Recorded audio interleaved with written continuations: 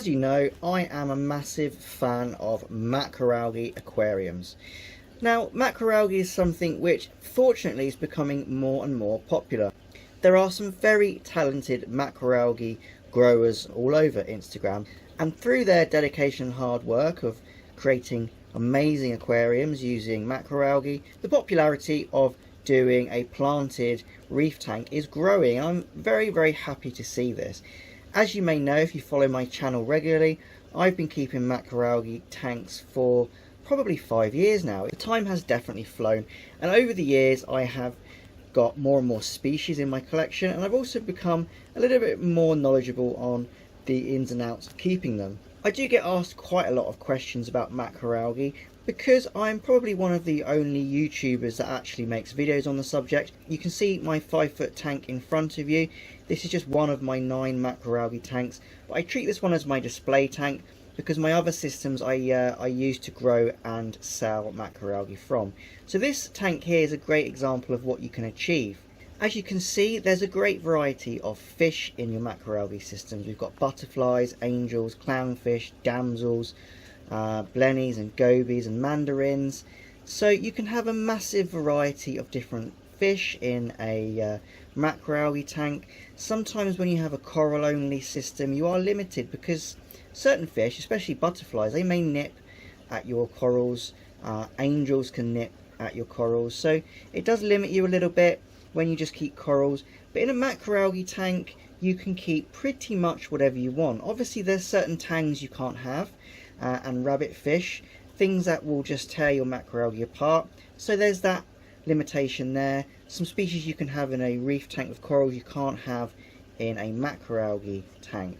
I really enjoy the challenge of keeping macroalgae. Not everyone understands why you would even bother. I get lots of comments on some of my videos and on Instagram, and I've also read them on other people's Instagram feeds as to why even bother. It's just seaweed. They're not real reef tanks. They're not, you know, you should be keeping corals, and then you are actually then emulating a reef system. But what some people don't quite grasp is that the coral reef system is not the only biotope in the ocean. There are plenty of areas in the ocean where it's dominated by macroalgae, and within that you have its own ecosystem. And that's what interests me really with macroalgae, because your sort of reef system tanks, although they're beautiful and they are massively challenging to do, they have been done over and over again. When it comes to macroalgae, they're not something that gets done that often. There are people that do them, and there are people that do them very well, and have been doing them very well for years and years, but it's not a mainstream side of the hobby that is explored that often. And that's what makes it exciting for me, because every time I grow a species of macroalgae, it's a new challenge to work out the requirements of this species, you know, what it likes, what it doesn't like, water quality, feeding, nutrient needs and things like that, and even how certain fish will interact with these algae. It's very unknown. There aren't many guides. In fact, I would probably say that most of my videos are the only guides out there at this present time to keep these species. So it's a real adventure, and it's one of these things where inside this hobby of fish keeping, lots of stuff has been done to death. We have a very good understanding of how it all works. You can put together a really nice reef tank, or you can put together a really nice freshwater planted aquascape so easily. Do it paint by numbers and you know the outcome really. But with macroalgae, because it's one of these parts of the hobby where a lot of it is unknown, a lot of the species of algae are really hard to get hold of. My collection of algae is come together through me going to shops and looking at their live rock or looking at their corals, and the little bits where people would scrape off the coral, they're the bits that I want, because they're these little bit of hitchhiker algae that I want to grow on, and that's where my collection has come from. So for someone to do that themselves is very difficult, because you know, corals are easy to get hold of, but where you get the algae from is very hard to source. And in fact, one of the algae that I've got, which is the rarest one I have, but also one of the slowest growing, I only managed to get that because it was attached to the shell of a hermit crab that I imported when I worked at a shop. Now that's just a chance encounter. I couldn't have bought it, I couldn't have found it really any other way.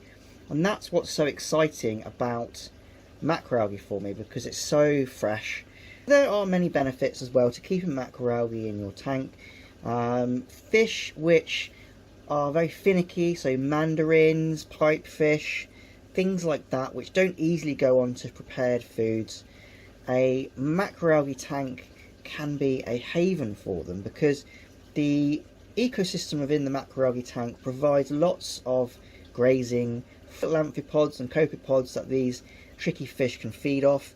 So it can actually, and seahorse as well, it can also be a great place for keeping these harder species.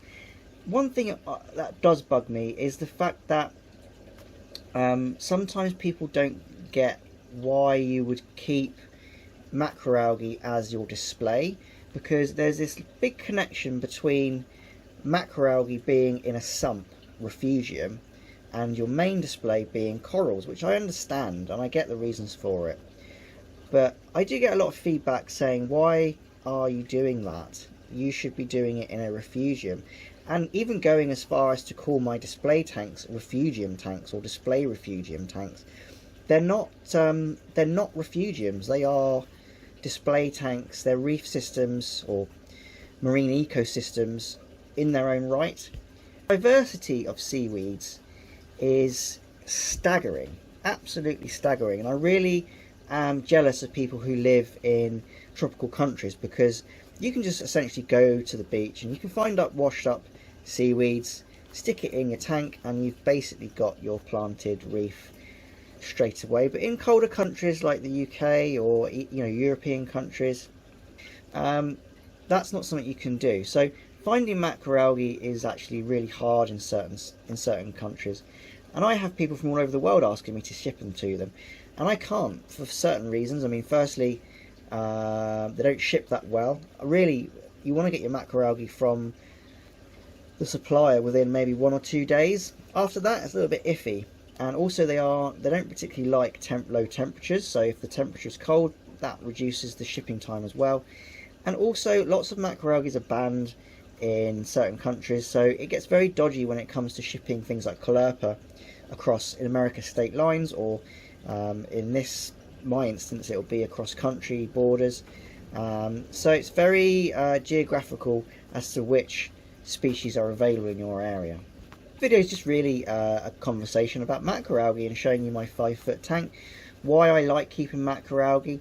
I do like corals as well, but as I've said, I've done corals in other tanks and I get the passion for corals. Corals are awesome, and they are a great reflection of what a reef system would look like. Great Barrier Reef and the reefs around Bali and things like that. They're an amazing reflection of that environment. But with macroalgae, I am trying to bring a different ecosystem into play. And there's also a weird thing, because my macroalgae are probably species that are from different parts of the world. So I'm really representing a proper biotope, because I'm sure I've got species which would never be together in the wild. But I just think they look awesome.